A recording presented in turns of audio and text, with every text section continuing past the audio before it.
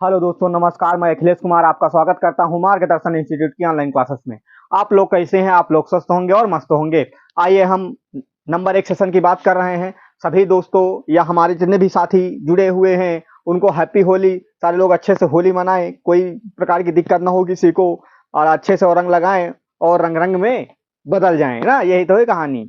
ठीक है, तो आइए हम नंबर एक सेशन की बात कर रहे हैं। सबसे इंपॉर्टेंट बात आपको बताने वाले ये हैं कि आप लोग बहुत गलती ये करते हो। सिलेक्शन आपका किस लिए नहीं होता है? आपका सिलेक्शन इसलिए नहीं होता है कि दिक्कत ये होती है कि आप क्या करते हो, जब एग्जाम डेट आ जाती है तब आप तैयारी पर लगते हो, और वही आपका पड़ोसी जो है, वही उनका लड़का, वो तैयारी रेगुलर करते रहा। अरे आपके 24 घंटे होते हैं, 24 घंटे में आप अगर चारों घंटा लगभग पढ़ रहे हो डेली, तिलक भी आ जाए एग्जाम डेट तो 8 घंटा पढ़ रहे हो, तो सिलेक्शन आपका निश्चित है। अब आपके दिमाग में ये फीड हुआ है कि एग्जाम डेट आएगी तब हम तैयारी स्टार्ट करेंगे, तो यही सबसे बड़ी गलती होती है और कुछ नहीं। तो अगर आपका सिलेक्शन लेना है तो आप रेगुलर पढ़ाई करते रहें, और नहीं तो आपका सिलेक्शन नहीं हो पाएगा। आप पढ़ाई नहीं करोगे तो बिल्कुल भी नहीं हो पाएगा। ऐसे तुक्का मारने से कोई काम नहीं होगा।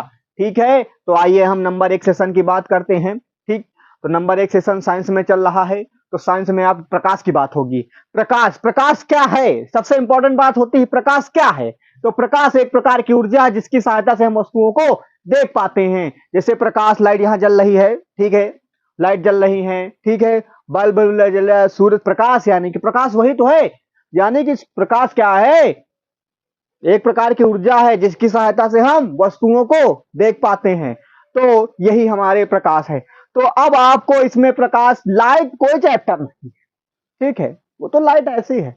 अब हम बताएंगे ऑप्टिक्स के बारे में। ठीक है, ये ऑप्टिक्स प्रकाश, तो यानी कि ज्योमेट्रिकल ऑप्टिक्स एक, वेव ऑप्टिक्स, मतलब दो तरह की होती हैं। ठीक है, ये एक और एक, ये दो प्रकार की होती है। आपके सामने लिखा हुआ है प्रकाश रेलवे भर्ती 2024।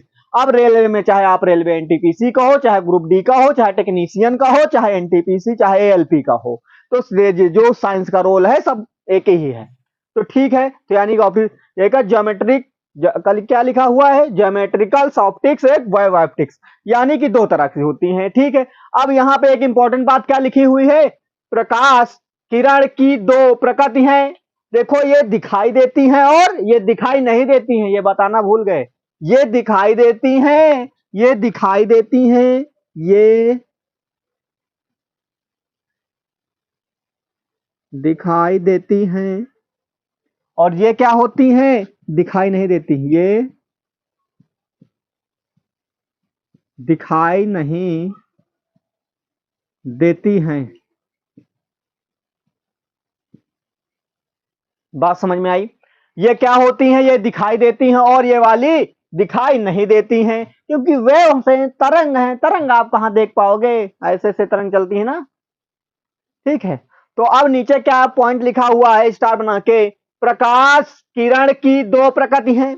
प्रकाश किरण की कितनी प्रकृति हैं? दो प्रकृति हैं। ठीक है, या कभी कण के रूप में आगे बढ़ती है और कभी तरंग के रूप में आगे बढ़ती हैं। यानी कि एक कण तो कण के रूप में होती है और तरंग के रूप में होती है। तो कण के बारे में और तरंग के बारे में जानकारी हो गई ना, और प्रकाश के बारे में जानकारी हो गई, और जानकारी है तो और जानकारी हम आपको दे रहे हैं। अब बात आती है प्रकाश के कुछ एग्जाम्पल होते हैं। अब आपको पता होगा प्रकाश सीधी रेखा में चलता है। क्या होता है? प्रकाश सीधी रेखा में चलता है। प्रकाश सीधी रेखा में गमन करता है, यानी कि चलता है। सबसे फर्स्ट पॉइंट हो गया, प्रकाश क्या होता है? सीधी रेखा में चलता है। दूसरी बात आती है, प्रकाश निर्वात एवं किसी दृश्यात्मक माध्यम दोनों में चल सकती है। ठीक है, प्रकाश निर्वात एवं किसी दृश्यात्मक माध्यम दोनों में चल सकती है। अब अगला बात क्या आती है, प्रकाश का परावर्तन, यही पढ़ाए जाएंगे। प्रकाश का परावर्तन, अपवर्तन, वर्ण विक्षेपण, विवर्तन, व्यतिकरण तथा ध्रुवण, यही आपको सारे पढ़ाए जाएंगे। इसीलिए देखो एक ही लाइन में लिख गए, यही में चलता है प्रकाश। बात समझ में आ गई ना? उसके बाद अब ये जो पॉइंट आपके सामने लिखे हुए हैं, यही बहुत इंपॉर्टेंट पॉइंट है। आपको साइंस आप प्रकाश पढ़े होंगे तो केवल आपको ऐसे ही बता दिया होगा, लेकिन हम साइंस पढ़ाएंगे तो आप चाहे रेलवे की तैयारी कर रहे हो, चाहे नेवी की तैयारी कर रहे हो, चाहे एयरफोर्स की तैयारी कर रहे हो, और लूसेंट बुक आपके पास होगी, उससे मैच कर लेना, वही का सारा रोल उसी माँ के है। तो यानी कि उसमें से कुछ क्वेश्चन और बुक के कुछ क्वेश्चन और बुक के कुछ क्वेश्चन, सारे माँ के कुछ अपने पास से अध्ययन करके आपको बताए जा रहे हैं। ठीक है, अगर देखो सबके पास लूसेंट बुक है, अगर यहाँ पे कोई गलती हो तो आप लूसेंट खोल के देखना, या आपके पास कोई और बुक हो उसमें खोल के देखना, वहां पे क्वेश्चन जरूर मिलेगा। क्या होगा? वहां पे क्वेश्चन जरूर मिलेगा। तो आप चाहे नेवी की तैयारी कर रहे हो, चाहे एयरफोर्स की तैयारी कर रहे हो, चाहे रेलवे की तैयारी कर रहे हो, या अदर एग्जाम इंडिया की तैयारी कर रहे हो, तो साइंस अगर इसी मतलब प्लेलिस्ट से अगर जाके पढ़ ले तो आपका भी काम हो सकता है। ठीक है, तो यानी कि अब बात करते हैं आगे। देखो इनका नाम है न्यूटन। कौन से वैज्ञानिक है? ये न्यूटन है। क्या है? न्यूटन है। न्यूटन ने क्या बताया है? कणिका का सिद्धांत दिया है, यानी कणों के माध्यम से। किसका सिद्धांत दिया है? न्यूटन ने कणिका का सिद्धांत दिया है। यह बहुत इंपॉर्टेंट बात है। कणिका का सिद्धांत देने वाले कौन से वैज्ञानिक है? न्यूटन। वन लाइनर में क्वेश्चन आपको पता चल गया, एमसीक्यू में वहां आएंगे ही। तो यानी कि न्यूटन, कणिका का सिद्धांत किसने दिया? न्यूटन ने दिया। अब यहां बात आती है तरंग सिद्धांत। मतलब देखो ये होता है कणिका का मतलब कणों के माध्यम से प्रकाश चलता है, तो ये किस वैज्ञानिक ने बात बोला है? ये बात न्यूटन ने बोला था। बात समझ में आ रही? अब अगर कोई वैज्ञानिक या आपके बुक में कहीं लिखा हो कि तरंग के माध्यम से प्रकाश चलता है, तो ये किस वैज्ञानिक ने कहा था? तो ये हाइगेंस एक वैज्ञानिक होते हैं, उसने कहा था। बात समझ में आई? ये हमारे वैज्ञानिक हाइगेंस हो गए, एक न्यूटन के। दो वैज्ञानिकों के बारे में जानकारी हम आपको दे चुके। फिर से आपको हम बता रहे हैं क्वेश्चन कैसे पूछा जाता है। क्वेश्चन पूछा जाता है कि कण के माध्यम से जैसे प्रकाश चल रहा है, तो किस वैज्ञानिक द्वारा प्रतिपादित किया या किस वैज्ञानिक का सिद्धांत है? तो न्यूटन का सिद्धांत हो गया। अगर कोई या कहीं बुक में कहीं क्वेश्चन अगर आपको पेपर में मिल गया कि तरंग के माध्यम से प्रकाश चलता है, या किस घटना मतलब कि किस वैज्ञानिक ने दिया था, तो ये दिए थे हाइगेंस ने दिए थे। ये बात क्लियर हो गई। अब आगे बात आती है विद्युत चुंबकीय तरंग सिद्धांत, यानी कि चुंबकीय तरंग सिद्धांत के रूप में चलता है। तो ये वैज्ञानिक कौन है? मैक्सवेल है। कौन वैज्ञानिक है? मैक्सवेल ने दिया था। किसने? मैक्सवेल ने दिया था। विद्युत चुंबकीय तरंग के रूप में चलता है प्रकाश, तो मैक्सवेल ने दिया था। ये बात क्लियर हो गई। ठीक है, अगली बात करते हैं। अब यहां पे बात आती है, एक फ्लैंक वैज्ञानिक है। तो फ्लैंक वैज्ञानिक ने यह बताया था कि ये बंडलों, ठीक है, क्वांटम यानी बंडलों के रूप में चलता है। बंडल जैसे होते बंडलों के रूप में चलता है। तो यहां पे लिखा है फ्लैंक का क्वांटम सिद्धांत। तो बात आती है यहां पे क्वांटम सिद्धांत की, मतलब बंडलों के रूप में प्रकाश चलता है, तो किस वैज्ञानिक ने दिया था? तो फ्लैंक ने दिया था। क्या दिया था? फ्लैंक वैज्ञानिक ने बताया था कि क्वांटम बंडलों के रूप में चलता है प्रकाश। तो यानी कि इतनी बात आपको समझ में आ गई है। अगर आप एक बार साइंस, अगर हमारी एक भी वीडियो आप देखोगे तो लाजवाब क्लास है। आप कहीं से भी मैच करके किसी भी यूट्यूबर से आप मैच कर लेना, यानी कि किसी भी टीचर से, आप ऑफलाइन है ऑनलाइन अगर कहीं से पढ़े हो तो आप मैच करके एक बार देखना, दो पता चल जाएगा कि हाँ किस लेवल की साइंस पढ़ाई जा रही है। तो यानी कि मैक्सवेल साहब ने बता दिया, फ्लैंक चार वैज्ञानिक के मैंने नाम बताए हैं। अब इसमें यह बात आती है कि न्यूटन का तो सिद्धांत दिया, न्यूटन ने कणिका का सिद्धांत दिया, तो यह जरूरत इनकी क्या थी कि ये बीच में काहे आ गए उसके बाद सिद्धांत देने के लिए। तो अब हम आगे इनकी बात जानकारी आपको देंगे, इसको तक हम हटा दें। तो चाहे तो आप इनका क्या करें, स्क्रीनशॉट कर भी। आगे बात करते हैं। अब आगे हम ये बात करेंगे, बात यह है कि ये कणिका का सिद्धांत किस लिए आया है, तरंग का सिद्धांत किस लिए आया है। देखो जहां पे फ्लैंक क्वांटम सिद्धांत है, आइंस्टीन या फ्लैंक आइंस्टीन द्वारा दिया गया है, तो उसकी भी जानकारी, यानी कि ये सब काहे आए हैं। जब हमको एक ही न्यूटन ने बता दिया था कि ये सारी सुविधा ऐसी ऐसी बात है, ऐसा होगा, तो आगे क्या जरूरी है। अब आपको हम आगे बताएंगे इसके बारे में। न्यूटन का कणिका सिद्धांत इनका क्या है? इनका यह है प्रत्येक प्रकाश स्रोत से असंख्य सूक्ष्म, असंख्य मतलब कोई गिनती नहीं, हल्के और अदृश्य कण निकलते रहते हैं। इन्हीं कणों को कणिका का सिद्धांत कहा जाता है। क्या बात हुई है? प्रत्येक प्रकाश स्रोत से असंख्य सूक्ष्म हल्के और अदृश्य कण निकलते रहते हैं। इन्हीं कणों को कणिका का सिद्धांत कहा जाता है। ये बात क्लियर हो गई। अब बात यहाँ पे आती, कणिका को काहे मान्यता नहीं मिली पूरी तरीके से, यही से स्टॉप हो जाए। बताते हैं, कणिका सिद्धांत प्रकाश के विवर्तन, व्यतिकरण और आदि कुछ घटनाओं की व्याख्या करने में असमर्थ रहा। क्या कह रहा था? असमर्थ रहा। जैसे आगे कुछ घटनाएं हैं, विवर्तन है, व्यतिकरण है, ये सारी घटनाएं जो नहीं कर पा, असमर्थ था इसके बारे में, तभी हाइगेंस ने तरंग का सिद्धांत दिया है। अब आगे हाइगेंस के बारे में बात होगी। किस वैज्ञानिक के बारे में बात होगी? हाइगेंस वैज्ञानिक की बात होगी।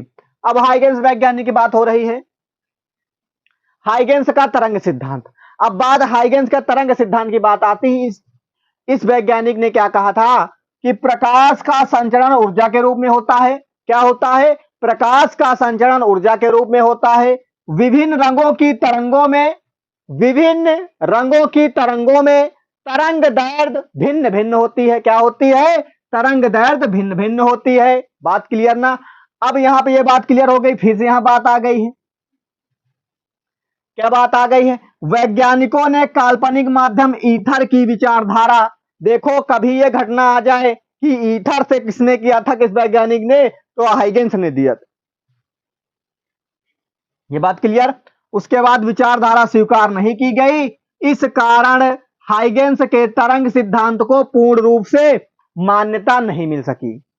देखो एक यहाँ पे जो ईथर आ जाता है, ईथर से प्रकाश सिद्धांत यानी कि किसने दिया था तरंग सिद्धांत का? तो हाइगेंस ने दिया था। ये हाइगेंस ईथर वाला याद रखना हो, तरंग सिद्धांत। ये बात क्लियर? ठीक है। तो यानी कि देखो क्या होता है कि कणिका का सिद्धांत किस लिए आया, कहां पे आया, ठीक है, कैसे उसमें लागू हुआ, किस वैज्ञानिक ने दिया। तरंग सिद्धांत किस वैज्ञानिक ने दिया, ठीक है, किस लिए लागू हुआ, क्यों हटा, नहीं मान्यता प्राप्त हुई। ईथर के द्वारा किस वैज्ञानिक ने इसको बता रहा थे, तो वो हाइगेंस ने बता रहे थे। ठीक है, तो ये बात क्लियर हो गई। चाहो तो आप इसका भी स्क्रीनशॉट कर सकते हो। आगे और इम्पोर्टेंट बात है, अभी बहुत सारे बाकी डी ब्रोगली भी हैं, तो सारे हम आपको बताएंगे।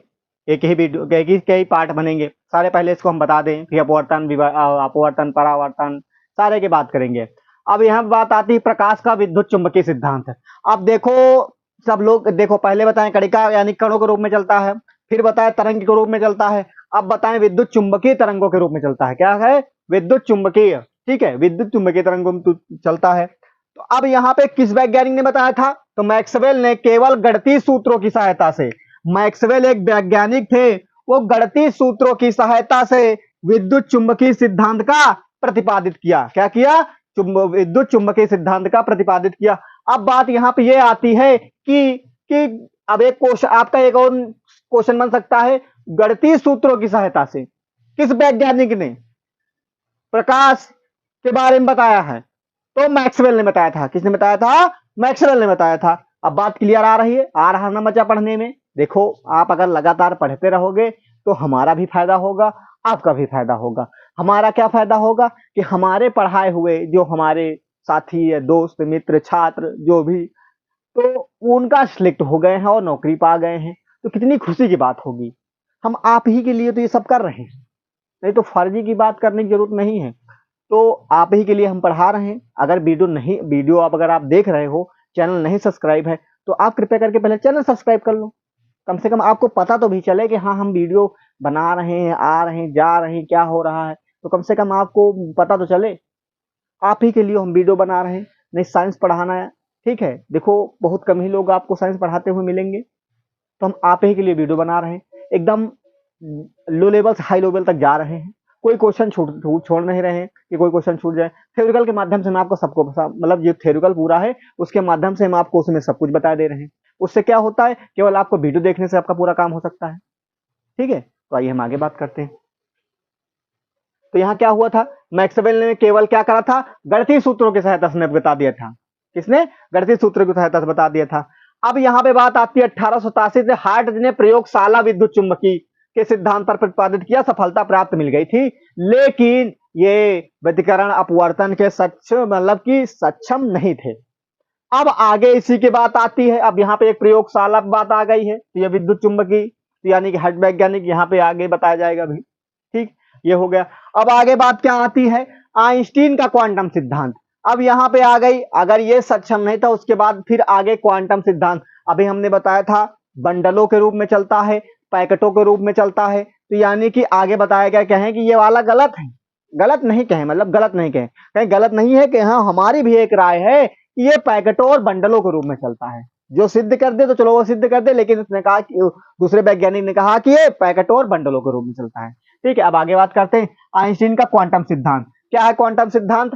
प्रकाश की प्रकृति से संबंधित, क्या है? प्रकाश की प्रकृति से संबंधित एक नया सिद्धांत क्वांटम सिद्धांत का प्रतिपादन आइंस्टीन ने किया था। क्या किया था? प्रकाश के प्रकृति से संबंधित एक नया सिद्धांत क्वांटम सिद्धांत का प्रतिपादन आइंस्टीन ने किया था। ये बात क्लियर हो गई। उसके बाद इस सिद्धांत को प्रतिपादित करने के लिए 1905 क्या 1905 में आइंस्टीन ने मैक्स प्लांक द्वारा सन 1900 में प्रतिपादित प्रकाश का क्वांटम सिद्धांत प्रयोग किया गया। अभी हम वहां पे लिखा थे प्लांक ना, तो यही यानी कि मैक्स प्लांक द्वारा। अब बात क्लियर हो गई ना यहाँ पे।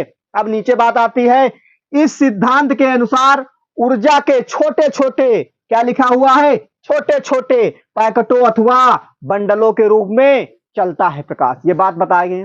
अब पता चल गया ना किस वैज्ञानिक ने बताए थे, तो ठीक है अब आगे बात करते हैं। या फिर आगे आ गया, यह सिद्धांत परावर्तन अपवर्तन व्यतिकरण विवर्तन और धूमर को समझाने में सक्षम नहीं था। इसके बाद आगे आ जाएंगे डी ब्रोगली। अब उनके बारे में हम आपको जानकारी देंगे। अब चाहे तो आप देखो, मजेदार क्लास है, आप अगर पढ़ोगे तो एक मजेदार क्लास के साथ पढ़ोगे, ठीक है। अगर नहीं पढ़ोगे तो आपको मजा नहीं आएगा। तो आप क्या करें, इसका स्क्रीनशॉट कर लें। ये आगे बात करते हैं। आगे एक वैज्ञानिक है डी ब्रोगली। तो डी ब्रोगली वैज्ञानिक का प्रकाश की दैत्य प्रकृति का सिद्धांत। अब यहाँ पे लास्ट स्टेज पर पहुंच गए हैं। तो लास्ट स्टेज पर क्या बताया गया है? डी ब्रोगली एक वैज्ञानिक है, इसने क्या बताया है कि अब तक स्पष्ट हो चुका था। क्या हो चुका था? अब तक स्पष्ट हो चुका था कि, ठीक है, अब तक स्पष्ट हो चुका है कि कुछ भौतिक प्रक्रियाएं जैसे परावर्तन, अपवर्तन, व्यतिकरण, विवर्तन तथा ध्रुवण प्रकाश को तरंग मानकर ही समझाई जा सकती हैं। यानी कि अब ये बात लास्ट में क्लियर हो गई है। तो ये कहां तक क्लियर हुई है? डी ब्रोगली के सिद्धांत के अनुसार। पर यहाँ पे वही चीज दोहरा के बता दिए हैं कि यहीं पे इसका क्लियर, यानी कि जो सब वैज्ञानिक ने बताए हैं वो बात सही है। अब बात क्लियर हो गई ना, किसी प्रकार की दिक्कत तो नहीं है? ठीक है, अब आगे बात करते हैं। एक आपका इंपॉर्टेंट क्वेश्चन आता है प्रकाश का वेग। अब प्रकाश का वेग निर्धारण सबसे पहले डेनमार्क के वैज्ञानिक, ये इंपॉर्टेंट है, प्रकाश का वेग का निर्धारण करने वाले कौन सबसे पहले वैज्ञानिक है? डेनमार्क के वैज्ञानिक रोमर। सन भी पूछ लिया जाता है। रोमर ने 1675 ईस्वी में किया था। अब प्रकाश का वेग का फार्मूला क्या होता है? C बराबर वी लैम्डा। यहाँ पे क्या हो जाएगा? C बराबर वी लैम्डा। तो यानी कि प्रकाश का वेग का रोमर वैज्ञानिक ने 1675 में। अगर कोई चीज बची हुई है, देखो प्रयोगशाला के माध्यम से हमने बताया था कि मैक्सवेल का है, और एक है सूत्रों के आधार, गणितीय सूत्रों के आधार पर। उसके बाद और क्या था? बंडलों और पैकेटों के रूप में चलता है। तो जो बंडलों और पैकेटों के रूप में चलता है वहां पे फोटान का भी सिद्धांत कहा जाता है। क्या कहा जाता है? बंडलों और पैकेटों के जो है, तो वहां पर फोटान का सिद्धांत भी कहा जाता है। यानी कि इसे फोटान भी कहा जाता है। यानी कि पैकेटों और बंडलों के रूप में जब प्रकाश चलता है तो इस घटना को फोटान या क्वांटा कहते हैं। अब वहां पे बात आती है कि फोटान की किस घटना पर आधारित है? तो यहाँ पे जो पैकेटों और बंडलों के आधार पर है, तो वहीं पर ये फोटान की घटना हुई है। तो अगर इसमें किसी प्रकार की अगर दिक्कत हो, समझ में नहीं आ रहा है, देखो हमने अपवर्तन परावर्तन पहले इसलिए नहीं पढ़ा है कि सबका आता है कि अपवर्तन परावर्तन का होता है, लेकिन हम सबसे पहले प्रकाश के नंबर 1 टॉपिक पे बात करें हैं कि प्रकाश तो बताएं सबको वो तरंग के माध्यम से है, कि कणों के माध्यम से है, पैकेटों और बंडलों के माध्यम से है, चुंबकीय तरंगों के रूप में है। तो उन सब वैज्ञानिकों के बारे में हमने आपको जितना एग्जाम में पूछा जाता है सबके बारे में थोड़ी थोड़ी जानकारी हम आपको दे चुके हैं। अब थोड़ी थोड़ी का मतलब यह है आपको जितनी जरूरत है एग्जाम में जहां से क्वेश्चन पूछे जाते हैं हम उतनी आपको जानकारी दे चुके हैं। तो अब कोई जानकारी यहां पर बची नहीं हुई है कि कोई जानकारी बची हुई है, सारी जानकारी हम आपको दे चुके हैं। ऐसी कोई टॉपिक इसमें बचा नहीं है कि इसके बारे में नहीं बताया। क्वांटम सिद्धांत के बारे में आप नहीं बात करें, कणिका के सिद्धांत के बारे में बात नहीं किए हैं, कि फ्लांग क्वांटम सिद्धांत के बारे में नहीं बात हुई है, और चुंबकीय के बारे में बात नहीं हुई है, पैकेटों और बंडलों के बात नहीं हुई।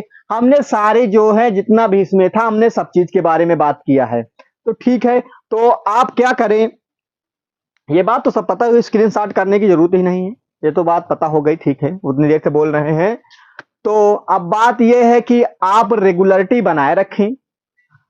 ठीक है, आप ऑनलाइन पढ़ रहे हैं तो ऑनलाइन के साथ साथ आप ऑफलाइन भी पढ़ना पड़ेगा। देखो, हम आपको बता दें कि आप हमारी ही वीडियो देखकर आपका सिलेक्शन नहीं हो सकता है। हमारी वीडियो आप देख रहे हो लेकिन आप भी पढ़ना, पहले ऑफलाइन भी पढ़ना, ऑफलाइन। अब हमसे पढ़ रहे हो लेकिन आपको ऑफलाइन जरूर पढ़ना पड़ेगा। अब इससे क्या होता है कि अगर हम जो वीडियो हम पढ़ा रहे हैं उसको पढ़े के बाद में आप ऑफलाइन पढ़े, 1 घंटा ऑनलाइन पढ़े, 1 घंटा ऑफलाइन, अगर 4 घंटा ऑनलाइन तो 4 घंटा ऑफलाइन, तो टोटल मिला के 8 घंटा की पढ़ाई हो गई। अगर आज 24 घंटा वहां से 8 घंटा अगर किसी दिन पढ़ के देखोगे तो कितना बड़ा आपके पास प्राइज एक होगा कि हाँ हमको इतना आने लगा है, कितनी बड़ी बात हो गई। तो अब आप समझ गए होंगे कि हम क्या बताने वाले हैं। देखो, कोई भी एग्जाम डेट के चक्कर में ना पड़ो। अगर आपका फॉर्म फिल हो गया है, अगर आप नहीं फिल हुआ है, किसी चीज की तैयारी कर रहे हो, तो आप रेगुलर बनाए रखो, आप रेगुलर तैयारी करो। जब भी एग्जाम आएगा, जब पेपर फॉर्म आएगा एग्जाम होगा, अगर फॉर्म आएगा तो एग्जाम होगा, तो एग्जाम की डेट भी आएगी, फिक्स होगी। अब आप एक चक्कर में न रहोगे, जब फॉर्म आए के बाद में एग्जाम की डेट आ जाएगी, हाँ देता है, वही के 1 महीना पहले हम कोचिंग करे जाइबे और वही के फिर वही के बाद ऑनलाइन कोचिंग पढ़े लागबे, तो हमारा सिलेक्शन हो जाए। तो तुमसे पहले तुमसे बड़े बड़े लोग बैठे हैं जो रेगुलर बनाए पड़े हैं। तो कहने का मतलब यह है कि आप अगर हमारी वीडियो आप देख रहे हो, अगर आपको समझ में नहीं आ रहा तो आप समझ जाइए, नहीं तो फिर आप इससे ज्यादा समझाने वाला आपको कोई मिलेगा ही नहीं। तो ठीक है, तो हम आज की क्लास यहीं तक की रखते हैं, बाकी की क्लास अब आगे देंगे। तो हम आज की क्लास यहीं तक की, धन्यवाद।